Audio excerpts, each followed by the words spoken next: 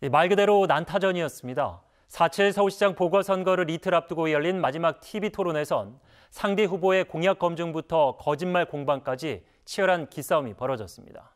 김민주 기자입니다. 시작부터 격돌했습니다. 오세훈 후보는 부동산 이슈를.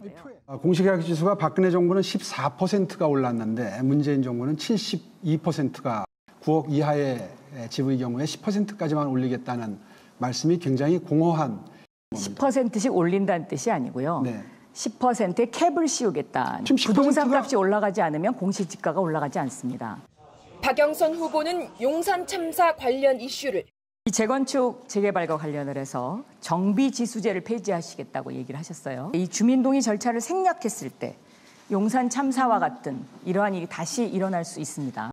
주민동의 절차를 전체를 다 생략하는 게 아니라 그 비율을 완화해서. 시정 성과를 놓고는 설전이 오갔습니다. 지하화하는 데만 한 2년 정도 걸리죠. 2년이면 지하화가 그렇습니다. 될까요? 왜냐하면 제가 서부간선도로 지하화를 해봤으니까요. 그건 제가 한 건데요. 그것을 시작을 박원순 시장 때 했습니다. 팽팽한 신경전에 거짓말 공방도 이어졌습니다.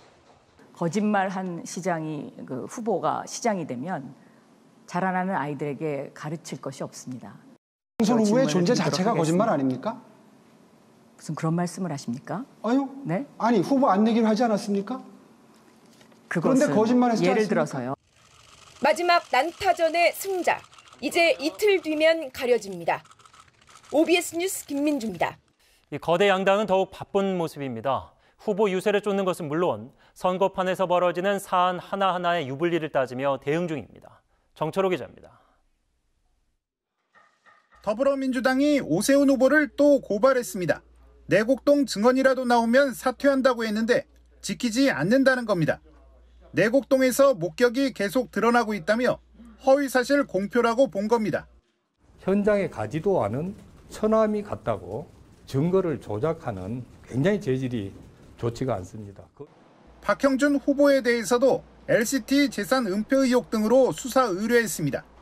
과거 비슷하게 당선 무효된 시장이 있었다며 오세훈 후보 은퇴를 촉구했습니다. 네거티브가 아닌 검증임을 강조했습니다. 검증입니다. 네거티브는 근거 없는 비방이나 폭로, 또 막말 이런 걸 네거티브라고 하고요. 하지만 국민의힘은 네거티브라는 입장이 확고합니다. 유승민 공동선대위원장이 네거티브가 중도층 투표를 포기하도록 하는 전략이라고 반박하는 등 공작 정치라는 비판을 이어가고 있습니다. 네거티브 전략만 쓰고 있는데 대한민국 유권자가 그렇게 그런 거에 속을 정도로 이렇게 바보가 아니라고. 중앙선관위도 항의 방문했습니다. 대통령의 가덕도 시찰은 괜찮다면서 야권 단일화 촉구 광고와 내로남불 표현을 허가하지 않은 건 편파적이라고 따졌습니다. 선관위가 선거를 공정하게 관리하는 기구가 아니라 여당을 편드는 기구로 전락한 것 같습니다.